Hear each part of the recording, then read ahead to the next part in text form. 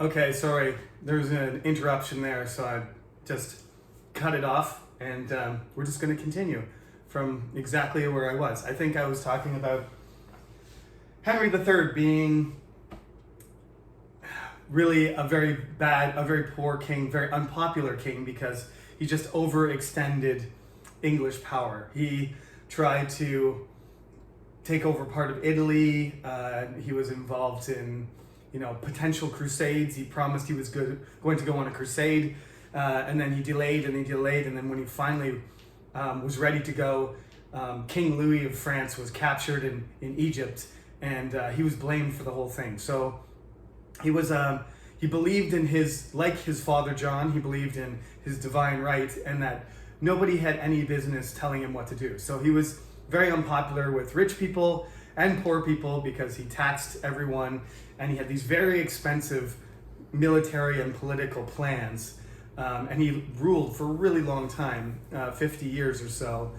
And England kind of started to slide during that time, and as a result, at the end of his reign, he was replaced by his son, Edward I.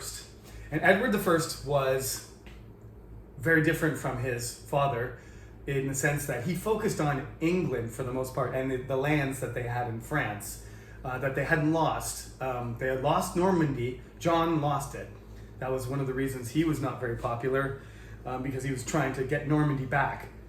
But the remaining lands in France and Wales and Scotland became Edward I's projects. He was basically being attacked by the Welsh in the west, Scotland in the north, and France on the continent. So they were being attacked from all sides. And Edward, unlike his father, Henry III, he was tall, handsome, and an excellent general. He was a warrior king, and his nickname was Longshanks.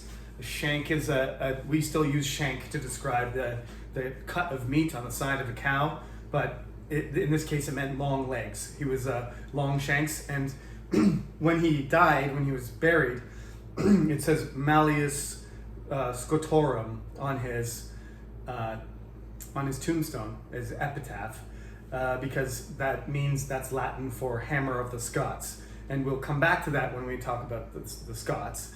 But for now, suffice to say, he started winning his battles. He raised a lot of money. He fought with Parliament, and he was sometimes unpopular for the amount of money and resources he used for fighting. But he won, so he became a symbol of English power. He decided to conquer Wales, and from the war that he won against the Welsh, Wales was incorporated into England. That's why we don't really talk about Wales as much in this course, is because the Welsh get conquered and join England as part of the kingdom. It gets completely absorbed, unlike Ireland and Scotland, which never are completely absorbed into the English kingdom. Scotland is distinct and remains a separate entity within the United Kingdom, whereas the Welsh have just recently been giving power back to Wales, so that they can govern the region themselves. But Wales is smaller, has a smaller population, and has been part of England, joined with England for much longer, because we're still talking 700 years ago. Okay, so that's what he did. He conquered Wales and incorporated it into the kingdom, so that the next king of England, is called the Prince of Wales. And Edward II is the first Prince of Wales. The current Prince of Wales is Charles, which is Queen Elizabeth's son. So he's next in line to be King of England when Queen Elizabeth II passes away. And so his title is Prince of Wales, because Edward took over Wales and gave the title of Prince of Wales to his son. So there's a continuous line of Princes of Wales going all the way back to Edward II. Edward I dies, Edward II is more like Henry, more like his grandfather, than Edward I. Part of his problem is he's lazy and selfish and greedy, and he likes the company of unpopular people. There is a particular wealthy noble who's from France who he basically falls in love with. We don't really know if there was a sexual romantic relationship, but brotherly love at least. He loved this guy so much that he gave him all the power and honor and money that he wanted. And he was from Gascony, I believe. This particular, whenever a king has a favorite who has too much power and the king just lets him do whatever he wants, that person always becomes unpopular. Everybody always becomes jealous and hates that guy. And this particular guy was hated, and so was Edward II. Edward II was very, very unpopular. Part of the reason is because he lost a battle against the Scottish that was very important and embarrassing and expensive. And when you lose battles, just like John, in the medieval period, kings are responsible. They're providing the leadership. They're warrior kings, and if they're not good at it, then this makes most people disappointed, especially if they try. Edward II is not a coward. He doesn't run away. He tries to win battles. He's just not very many people want to. He's not very charismatic. He's not really tall and muscular and powerful and handsome like his dad. He's not that tall. He's not that impressive. So people are less likely to follow him because of his personality. He doesn't love hunting and jousting and masculine activities. He basically likes to listen to music and poetry and hang out and chat and enjoys himself, and doesn't like to do the hard things. Doesn't like to travel around and meet people and do politics and stuff, which his father just basically spent his whole life on a horse. He doesn't do that. He likes to enjoy, luxury, the luxurious life of being a rich king without taking all the responsibilities. So all of these things add up. Just so you know, if you watch Braveheart, and I think I will provide a link to the battle that Edward II lost. I'll put it on my website for you to check out. The links are still not working to go to the website through the cyber campus, so just go there directly and just check out the link, or maybe I'll throw up a link directly to YouTube so you can see. Just so you know though, it's violent. They're trying to show how horses and human beings crash into each other and die. So it is when the battle actually starts, it's very violent, and there's heads being smashed and bones being broken and horses dying. It's pretty nasty stuff. But this is part of the reason we're talking about this in the first place, is medieval life is totally unsafe compared to now. One of the reasons people are super religious is because people are dying all the time from war, from disease, from accidents, from everything. Okay? So it's a reality that people have to face with. As I said, hopefully most of us haven't actually been there when very many people have died. If you have, you might be traumatized by that. But it's daily life for these people. They see people die all the time. They've seen it. By the time they're 40 years old, they've probably seen hundreds of people die, or been around when there's, afterwards, where there's bodies that need to be buried and moved away. So it's a very harsh, short, brutish, as Thomas Hobbes, said in Leviathan, and is often quoted as saying, life is nasty, brutish, and short. He's an English philosopher, which we will talk about later. Okay, so Henry III, bad. Edward I, good. Henry II, bad. You see the pattern developing. Edward III, good. Edward III is much like his father, much like his grandfather, rather. He actually replaces his father in his old age. His father is actually killed. They don't seem to have had a good relationship. Edward I and Edward II didn't like his son that much. Edward II and Edward III, not that close, because when Edward III is a boy, his father is executed, and he doesn't seem to show a whole lot of remorse. He's also tall, handsome, powerful, charismatic, a good leader, responsible, hardworking king. So these guys have a lot in common. Edward I and Edward III, and Henry III and Henry II have a lot in common. Although Henry III lives for a long time, has a long reign. Edward II gets killed. This is also one of the things that people look back on and say, okay, they replaced the king and he got killed. This is something that you don't do.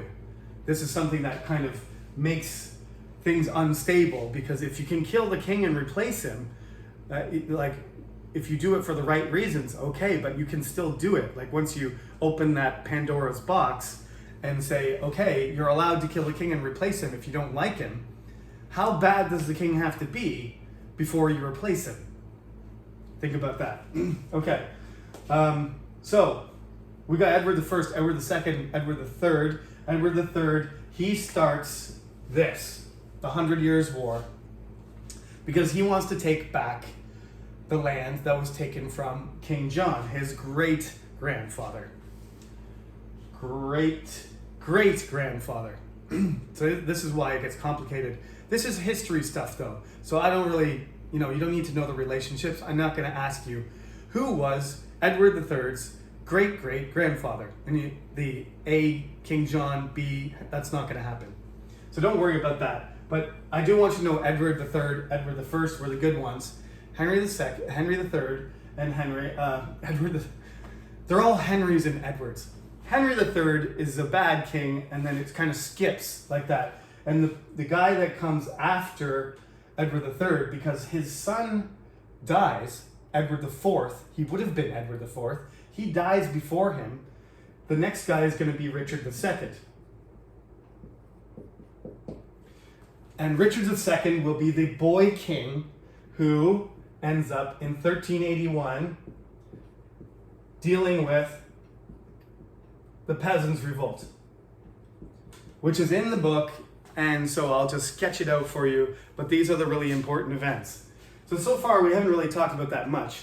Basically, all of these things combine together. The friction between France ends up having a weak king, so Edward III goes over there, and the king dies, and Edward III is actually, his mother's name is Queen Isabella, and she is the daughter of the King of France, who doesn't have a male heir. So Edward III is the closest relative to the King of France when he dies. So he has a claim to be King of France. So he stakes that claim. He says, I should be King of France. And he goes over there.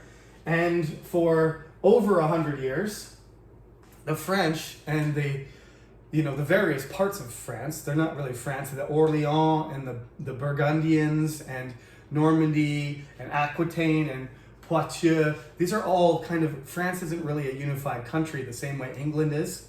So they have all these different factions, and they're all fighting each other, and they're fighting the English, and they're switching sides. This is a lot of history that we're going to skip. But this is in the background. In the background, the whole time all of these things are happening, these other things that I think are more important. In the background, remember, Edward III, and let me get this right, Edward III, Richard II, Henry IV, Henry V, and Henry VI. 5 kings will continue this war. It's not really one war, it's kind of just a period of wars, but those 5 kings will fight against 5 kings of France. So this is kind of like the reason why French and English people, not the reason, but it's part of the reason that there's still antagonism. It's still like, if you ask an English person, what's the most annoying person? From what country? Some of them will say French, the French, and the French will say the English. Why? Because they grew up, learning the history, and the history says that for, hundreds and hundreds of years, France and England fought each other. They fought each other for like 700 years. and they became allies recently in modern times to fight against Germany. But before the Germans became more dangerous, it was France and England constantly fighting each other. They had, I don't even know the number. I should look it up, but I'm gonna say dozens of wars, and struggles, hundreds of battles between French and English people. So this is one of the ways that England becomes more unified, and France becomes more unified because you have to choose one or the other, right? If you're friends with the French and in England, you're a traitor, and if you're friends with the English in France, you're either closely connected to the English crown, who are still speaking French, or you're a traitor too. So it's during this time, it's during the 100 Years' War, that English becomes the language of England again. It becomes the language of law. It becomes, people start writing religious texts in English again.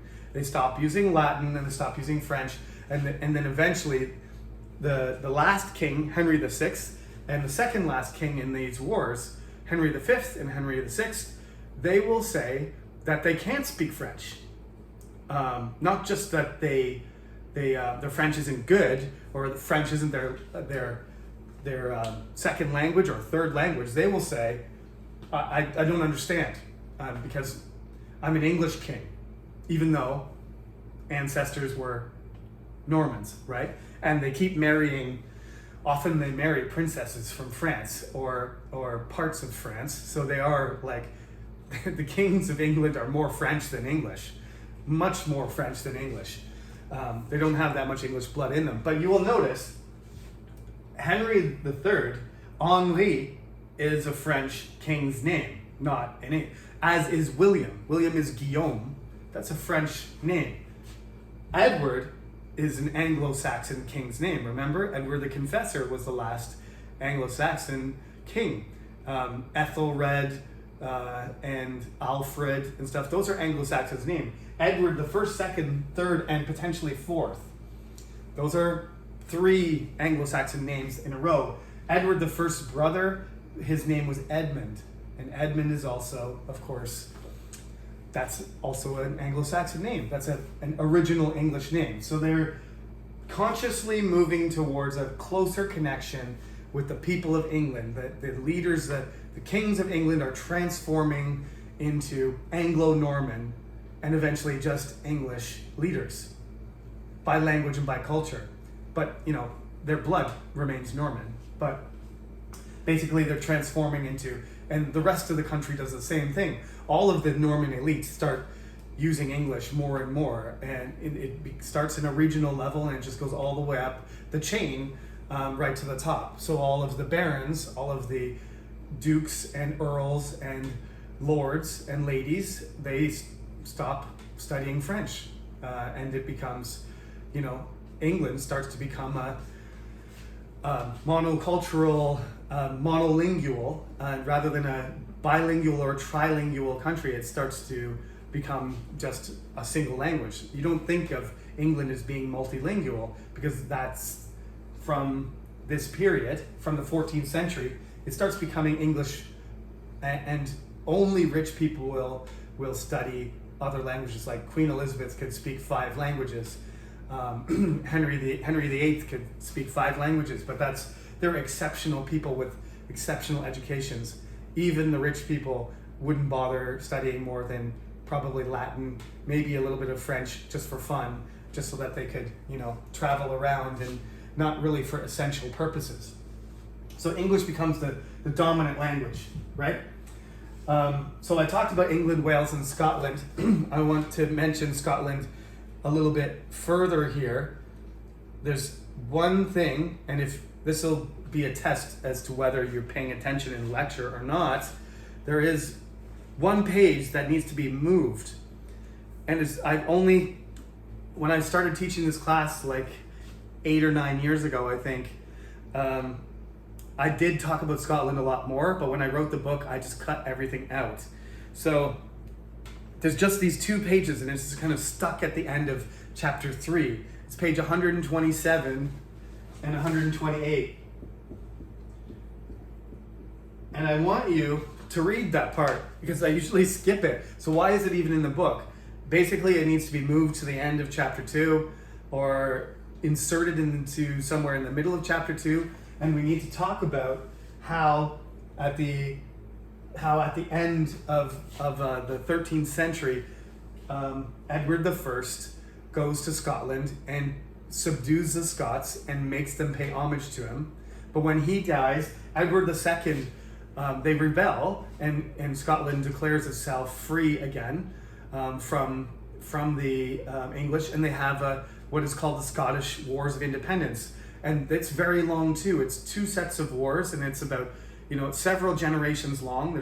It's separated. There's kind of a break in the middle. So they have the first Scottish War of Independence, and then they have to fight the English again. And in the end, the Scottish win. And this is essential to this class because if they didn't win, this class would be called English in American culture, I would imagine, because the union with Scotland that happens in 1707 wouldn't have been necessary, right? Before we get to the midterm, the crowns are going to be unified in King James, which it says right here, the history of Scots up until their King James VI. James VI of Scotland, James I of England. When Queen Elizabeth dies, she has no relatives that are really eligible except for King James of Scotland. So he comes down when she dies, and she doesn't really plan for this, but everybody is like, well, this is her nephew. So even though James's mother was a sort of mortal enemy of Queen Elizabeth, Mary, Queen of Scots, he ends up being King of Scotland and England. So the kingdoms get tied together. This could have happened much earlier though, and it's kind of counterfactual. What would have happened if Edward II was a better king, like his dad and his son? If they had 3 in a row, good warrior kings, would Scotland have been absorbed by England? It would have become one kingdom much earlier. And what would it have been called, and what would have happened with the exchange of culture? We don't know. Scotland remained independent because of their own tenacity, their own commitment to freedom. And that's why the movie Braveheart is so famous, because that's what the speech Mel Gibson gives at the beginning of the battle that I'm going to link to you. It's a famous speech that he probably never gave, and William Wallace was a knight, and a lot of the leaders of the Scottish were actually Norman, which makes things even more confusing. But William Wallace gives the speeches that they might take our lives, they might take our land, they might take everything, but they can never take our freedom. And the Americans love that idea. American culture thinks that's like the essence of society and culture, to freedom, and we'll talk about a lot about that, contemporary ideas and the origins of that idea. But of course, Hollywood made that movie, so it's not surprising that William Wallace represents American culture in the Hollywood version, and that the screaming Scottish make all the Americans interested in the movie too, and Canadians and everybody else too. That is, part Scottish, and sees the value in the underdog defeating the dominant culture. So that is what happens. There's a person standing there, and it's even written in Korean for you. Scotland. I don't think I'm pronouncing that. Scotland, Scotland. Not very similar pronunciation. But there's a short little description of them. So I would like you just to know some basic details about that. So you need to read page 127 and 128 and know these basic, the basic story of the Scottish resistance and some of the character of their, of their culture. And in a future version of this class, I will expand the Scottish part. Okay, so that's all done. with that and that. Now, back to chapter 2 where we belong. I talked about the emerging English on page 80. Excuse me. Let's talk about the Black Death, because we skipped that part. Let's talk about the Black Death, and then we'll talk about Chaucer and Wycliffe. The Black Death, you probably know. You've heard about it before. I believe in Korean it's called Hukbyung. I could be saying that wrong. But anyway, it means the same thing in Korean. If you translate Black Death, it's Black Plague or Black Death. That's what they called it. It's also got a name called the bubonic plague, and that's because one of the symptoms is these black, kind of blisters and bumps swell up on your lymph nodes, and that's a symbol that you're probably going to die. As I said before, there's no doctors really, there's no understanding of what the plague really is. So there's all kinds of theories. People used to burn candles in incense, and they believed, this bad smell wasn't a way that the disease spread. They had no idea, about viruses or bacteria or anything, but it was actually, actually a microbe of bacteria being that was spread by fleas that were on animals, especially rats, that came over by land and by ship through the Crimea from China and Mongolia. It came all the way across Asia. It spread all over Asia first, and then it made its way to Europe. And likely the Europeans had less immunity to this plague because they hadn't had it until then. But we don't really know.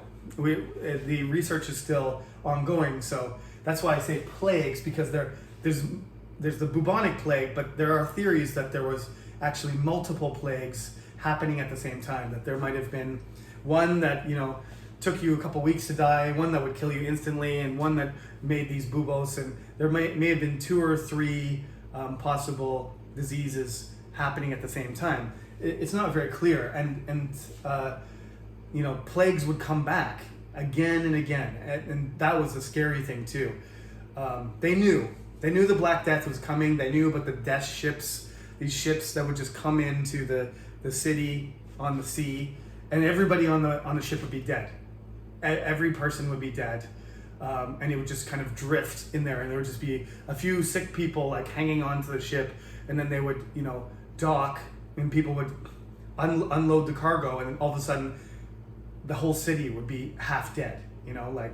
Months later, it would just spread all over the place. So the people in England knew it was coming. It had already spread through southern Europe. It had already ravaged cities in Italy and France long before it came to England. It probably came by ship from France, probably from Aquitaine, which was still part of the English territory at that point. They came from southwestern France, and they probably probably came from Bordeaux. Bordeaux is famous for wine still, and French merchants and English merchants would trade wine. That was one of the things. Wool and minerals and things would come down from England, and they would buy and sell products. And one of the major imports of England was wine.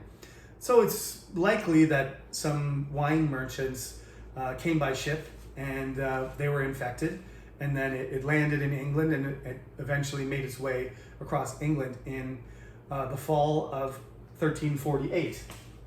Not a number you need to remember, but it's kind of right in the middle. You can see 1337 was the beginning of the 100 Years' War, so they're fighting, like they kind of fight while everybody's dying of plague at the same time. It's just an awful time to be alive. So there's death everywhere.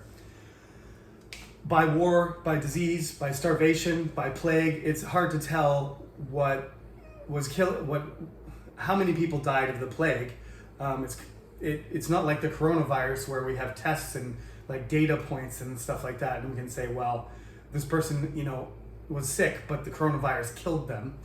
We can't know that about the Black Death, but by the difference between 1300 before the famine and 1400, in 100 years, half of England is gone. So there's about 6 million people in England, and in 100 years, there's about less than 3 million. There's maybe 2.5 million people remaining. So this demographic collapse, that's what it is. You imagine 50% of Korea disappeared, or 50% of China disappeared. That is a terrifying thing. If half the people in China died of a disease and famine and war, holy, that would be 600 million people. That's a catastrophe. There's nothing like that. There's nothing like that. The coronavirus is nothing. How many people have died in Korea from the coronavirus? 3,000 people? I'm not saying they're not important. I'm just saying, if we're talking about Black Death numbers, we're talking about 10 million Koreans dying. Not 3,000, 10 million. It's just a completely different reality. I usually tell my students, and we do have the coronavirus thing to deal with right now, so it is relevant, but it's not at the same time. Some people are choosing to get vaccines or not. You think what people would do back then would be like everybody would get vaccinated, but they wouldn't. Some of them would think it was witchcraft. Some of them would think it's magic and devil's work, and they wouldn't do it. Even though there was a 50-50 chance they would die, they still wouldn't do it. It's a matter of education, really, because you should get vaccinated, because the risk of dying from coronavirus is 1,000 times higher than the risk of dying from a vaccine. So if you're gonna play the odds, it's like buying insurance, Why die when you don't need to? It's a no-brainer. But anyway, the way that they looked at these things is not that way. So there's all kinds of solutions. Like I said, burning candles that smelled nice, keeping your house full of perfume was believed to help protect you, right? Of course, praying and going to church was something that people did. Some people believed that the Black Death itself was a punishment for sin, for people in England being bad people, and this is what God was doing. This was like the flood in the Bible, where God floods the entire world except for Noah's Ark. It's because people are bad, and that's what they deserve. So there was all these different beliefs. There's some people, said, how could there be a God as well? Some people became more religious, some people less. But one of the consequences was that so many people died that there wasn't enough people to become priests and clergy in the church. So they had to recruit sort of from a wider group. So people who entered the church, they had to be very smart, they had to be very educated, they had to be experienced, they trained for a long time, and then they could be they could have a parish church, and they could be a priest or an abbot or a bishop or an archbishop. They had to make their way up slowly through and it was quite competitive, and the people in the church were very learned people. They were the most educated people in society. But when, all the good priests went to try and save the people dying and perform the last rites for them as they were dying, they contracted the plague. And some of the priests avoided their duty, and people would, how can you do that? How can you avoid people with plague when their soul, they're not going to go to heaven if you don't, perform what you're supposed to do as a priest. So it's very difficult to be a priest. Many of them died. The best ones probably died. And they were replaced by young, inexperienced, less enthusiastic clergy. And so the people in the church were less skilled, less educated, less enthusiastic. They were not nearly as effective. So there was kind of basically a dislike of the, delivery of the message and the Christian church's organization as a whole. The church was very, very rich, and all these poor people are dying, and the church isn't even doing their job. There's a lot of tension that is being built up, and this is one of the reasons why Mr. Wycliffe down here starts preaching various things about reform. Now he's not part of the Reformation. This is 150 years before Martin Luther, but he comes up with some ideas. And one of those ideas is we should take the money from the church, we should take the wealth from the church, and we should redistribute it to everybody. Right? The church shouldn't have 10% of all the land, right? So in the textbook there, you will find on page 75 to 78, it will discuss Wycliffe's contributions. It's a heresy, technically. His ideas are against the Catholic Church, so he's a heretic. He creates a group called Lollards, and he writes an English Bible. All these things are against the Catholic Church, rules. So he's a heretic, but he's very popular, and he ends up being protected by John of Gaunt, the son of Edward III, one of the sons of Edward III, and he ends up being protected by him. So he just has to give up his job at Oxford, and then he kind of retires. But his ideas spread around, and copies of that English Bible get spread around, and he believes some of the things like Martin Luther, like people should be able to read the Bible in their own language, not Latin, and they should be able to understand it themselves. Wycliffe and Chaucer are born basically when the Black Death arrives. They're very lucky to survive, because many babies didn't survive because their parents died, or because they got infected themselves and didn't survive because of undeveloped immune systems and conditions, right? So they're very fortunate, because they're some of the less than 50%. There was a good chance that you wouldn't make it to childhood and adulthood anyway. The average lifespan is 30 years to begin with, and then the Black Death comes along, and everybody's dying before they're 10 years old. So Chaucer and Wycliffe are born. I believe Chaucer was born right 1348, 1347, right when the Black Death arrived. So he got very lucky to make it to adulthood. Wycliffe was about the same age. And so they're living during this really, really difficult time. So this creates some serious consequences. Chaucer, he writes something called the Canterbury Tales, and I will direct you to page 76, where I write about him. 76 and 77. He is known as the father of English poetry. I just call him the father of English because everybody wrote poetry then. Nobody wrote blank verse or like Shakespeare or prose, like a novel. That didn't exist. Everybody was a poet. That's what a writer did. So you might as well say he's the father of English, because father of English poetry means father of all English, until a few hundred years ago when everybody stopped writing poetry. So please read about him, because he's very influential. He had a huge influence on Shakespeare, and Shakespeare had a huge influence on every other writer after him. So in a sort of direct lineage through the early modern period, Chaucer is essentially the father of the English language. So please read that part yourself. Now, the last thing. So we got that done. Heresy.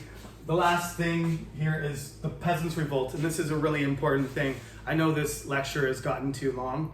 I'm going to put it into pieces. The first 10 minutes will just remain separate from this part, because that has a sort of general message to it anyway. So this is the core lecture here. The Peasants Revolt, I want to sort of, this is the prototypical revolution. This could have been a revolution, but it failed. So this is basically what happened. There was a bunch of middle class and there were peasants. It's called the Peasants Revolt, but don't think of them as like slaves or really poor people. There's a bunch of tradesmen and merchants and soldiers and officials that are involved in this. And they start in Kent, which is the part of England that is nearest to France. And because of the 100 Years' War was ongoing, and Richard II, he becomes the king because his father dies, and then his grandfather dies the next year. So Edward III lives so long that he lives longer than his son, the Black Prince, who is also Edward. We just call him the Black Prince because he wore black armor. And Edward III and the Black Prince were terribly effective. They crushed armies in France. They had great victories. Both of them had huge victories against France, and France was in a very weak position. And then both of them died. They were both, so you would have had 3 out of 4 kings being really effective warrior kings, because the Black Prince was an awesome general, military leader, tall, muscular, handsome, just like Edward I and Edward III. But he dies, and then Grandpa dies. So we end up with Richard, the son of Edward, the grandson of Edward III, the next king. And he's just, he's like 8 years old. I think he's 10 by the time the Peasants Revolt happens. I think it's 1377. So he's around 12 years old when the Peasants Revolt happens. And it's partly because he's a boy. He has too much power. Rich people are controlling him, essentially. And they're fighting against France, and they're not doing well without the Edwards, the grandfather and the father, the Black Prince. It's not going well. They're taxing hard, just like John, just like Edward II. They create this thing called a poll tax, which means every person in England has to pay it. It's very unpopular. Remember, death and taxes. People who live in Kent, they're the ones that are nearest France. So when France wants to attack England, which they do, they send ships across and they land in Kent. And they burn houses and kill people and steal stuff. And they raid all over the place. So these people are paying taxes, high taxes, and they're getting killed and attacked. So they're pretty angry. But generally the condition of the people, some of them are serfs, so they're not allowed to move. The Black Death and all the other problems, the famine and the war, has reduced the population to half. So naturally there's less people to work. This is one of the things, when you read about this, the trauma of complete devastation on page 74, please read that part from 74 to 75, because surprisingly there are some benefits. There's a flip side to this. That is, there's less workers, so they can get paid more. The wages go up, right? Because there was overpopulation, there was too many people, there was lots of unemployed people because there wasn't enough work to go around. Now there's too much work and not enough people. So if you're a farmer and you got paid $1 a day, now basically you're getting paid $2 a day because there's half the people around. Right? So wages spike, and the economy is in shambles. The economy is damaged, and prices are slumping because demand and circulation is low. So not only do you make more money, but you have more purchasing power too. So you're making 80% or 100% more money, and the prices of things haven't gone up. So this is a good situation for the lower class. This is a bad situation for the landlords and the wealthy people, and it's a good situation for the lower class. So they want all the old rules gone.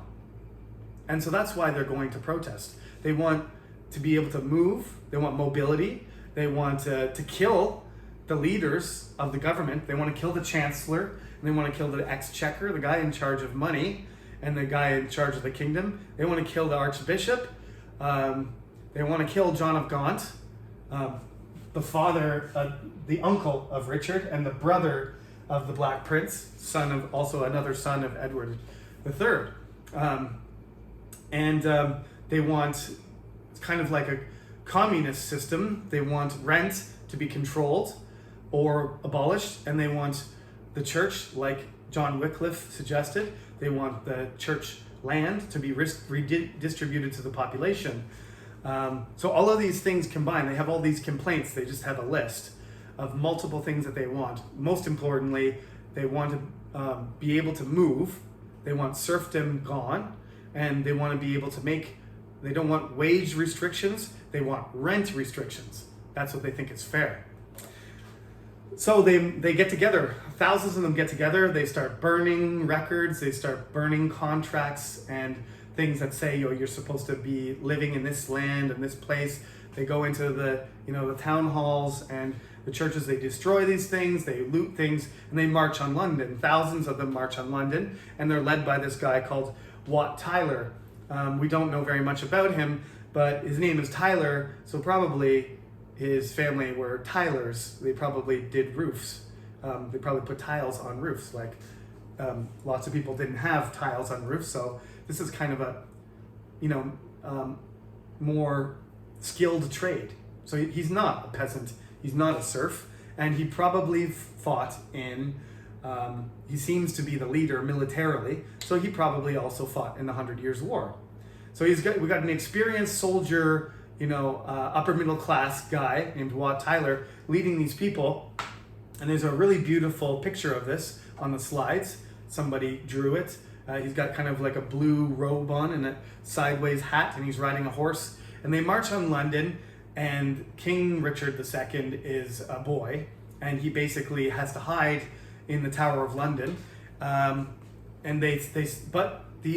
The interesting thing is these rebels, they're revolutionaries, but not really.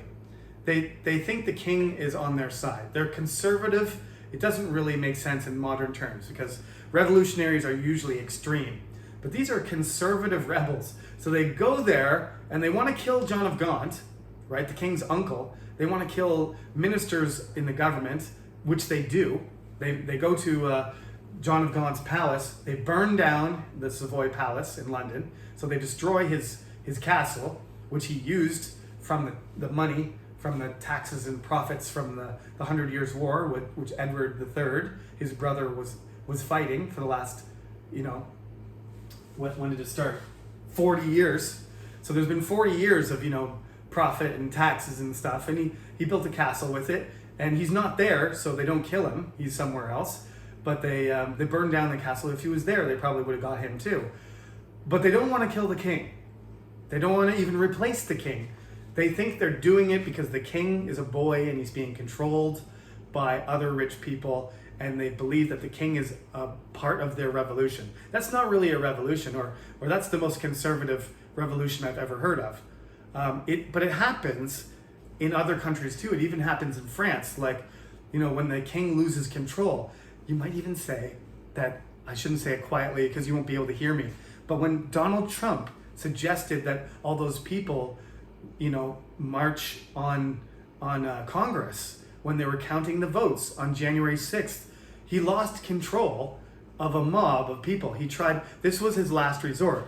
He wanted, to reject the votes for Joe Biden. He wanted to, use the Department of Justice. We've got all this evidence of different plans that he tried to remain president. All of them failed. So he gathered a huge group of people who were out of control and then just insinuated that they go to Congress and stop what's happening. If you stop them, finalizing the process of the election, then I will still remain president and Joe Biden won't, take over presidency from me. And then they did it, right? So this is kind of the same thing. This is a huge group of people who are discontent for various reasons, and they don't think it's the king's fault. They think it's all the rich people's fault. So they have a meeting, and Wat Tyler goes to meet the king, and they talk, and they get some of what they want, and then so they go back to their respective camps, and then they meet again, and the second meeting, apparently Wat Tyler offended, insulted, threatened the king, the boy, and the mayor of London, the Lord Mayor of London, took out a weapon, a sword, and stabbed him to death.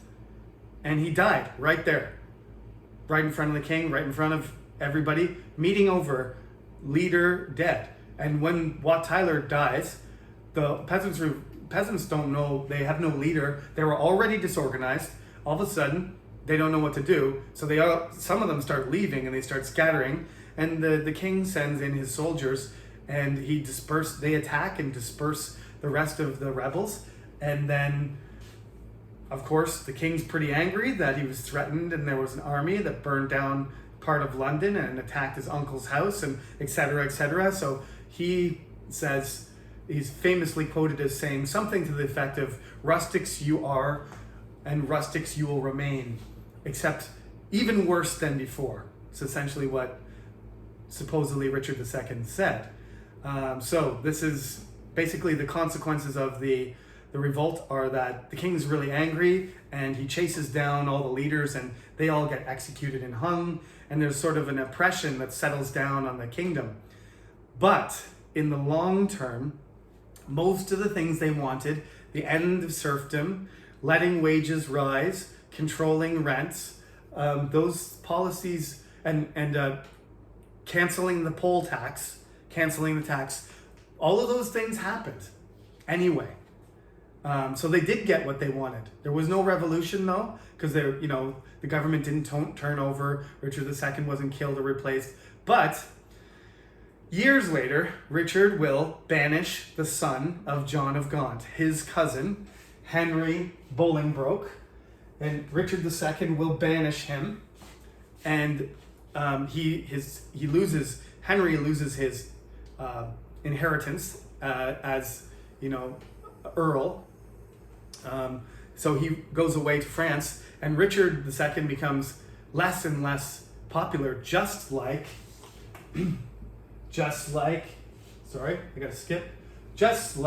Edward II and Henry III. So we got Henry III, bad, Edward I, good.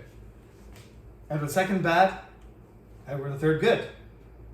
Richard II, bad. So we're going back and forth. Bad, good, bad, good, bad, good. And it'll continue. Henry IV, good. Henry V, bad. Henry V, Henry IV, okay. Henry V, good. Henry VI, bad. And this is part of the problem, that from John all the way through is the problem is the kings are not very good leaders. They're not very good warriors. It skips a generation. So like the kingdom becomes stable, unstable, stable, unstable. This is kind of what happened in Korea too. Joseon kings, you get like a good one and then a bad one and so one. There's no consistency and stability. So for several hundred years, things do not go very well for England. I mean, they go up and down. They go really well for Edward I, really well for Edward III, right? Really well for Henry V. So they got 3 really good kings in 200 years. Not that good. So England starts to become less and less important. And at the end of the 100 Years' War in 1453, they lose. They lose the war. They lose everything except for a small little piece of France called Calais. And that's it.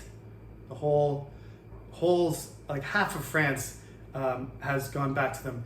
And Henry V is actually crowned, and his son, Henry V is supposed to be crowned king of France and England, and his son Henry VI, when he's a baby, becomes the king of both England and France. But you may know the story, Jeanne d'Arc, or Jeanne d'Arc, and I shouldn't say Jean. Jean is John. It's Joan.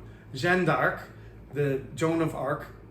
This young girl decides to help the prince, the Dauphin, who is trying to challenge the English for control of France, and she helps him defeat the English, and he goes on to rally southern France and eventually push the English out of France for good, and they'll never take it back. That's it. That's the end. Some other kings, Henry VIII for one, try to regain territory, but he's unsuccessful.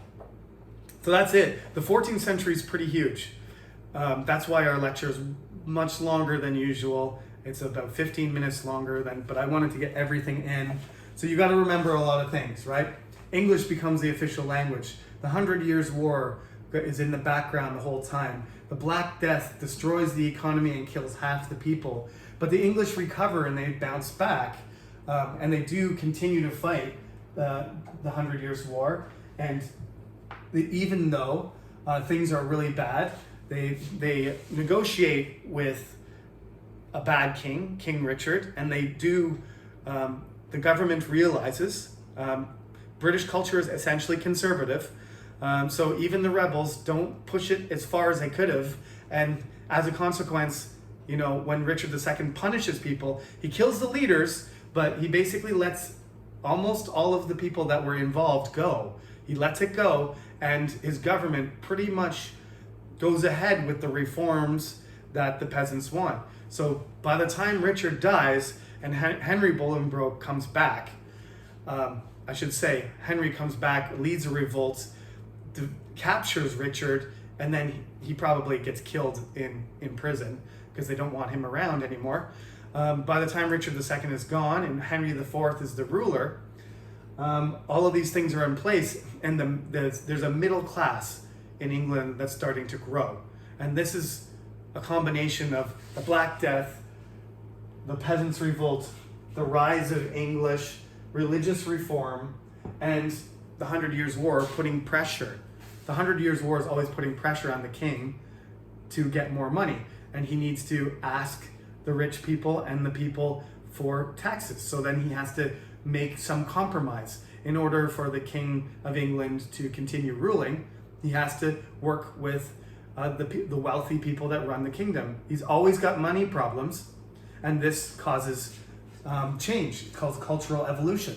That's why the book's called Revolution to Evolution. So this is really a huge evolutionary step. The England in the 14th century changes so dramatically that you can clearly say in the 13th century it's crusades and knights and warrior kings, right up to Edward III, right into the 14th century. But when you get to the 15th century, it's going to start to look different. There's going to be a lot of middle class people. Serfdom's going to be gone. There's no more, human sort of slavery and feudal contracts. There's a lot of independent farmers, more than ever before. They're called yeomen, and they will have a big influence. There's more merchants. There's more trade. People are wealthier, and sometimes people call the 15th century the beginning of the 15th century as they start recovering from the Black Death. This is called Merry Old England. But there's going to be another crisis called the War of the Roses. But then we will, start getting into territory that's more familiar. So this is the end of the lectures on the medieval period. I'm going to just briefly gloss over the War of the Roses, and then you're going to see familiar people. Henry VII, Henry VIII, Queen Elizabeth, Shakespeare, Thomas More. These are the people that, if you're somebody who's from another country, probably you recognize those names more than the other people, except for perhaps Robin Hood and Arthur. We're going to start getting into periods that are more familiar.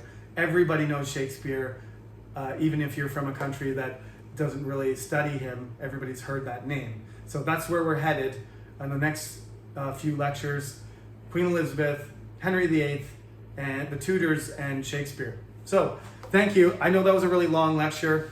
Please listen to it all, and please make good notes though, because like I said, some of the things are in the textbook and you can track them. I told you the page numbers, including 127 and 128, but some of them are not. Okay, so pay attention especially to the king stuff that I wrote on the top. I know it's a little bit messy. Anyway, that's it. And also make sure you watch the other piece of this lecture that's shaved off, the first 10 minutes where I talk about,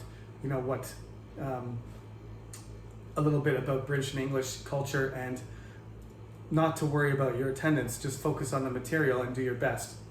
Thank you for listening, and see you on Friday.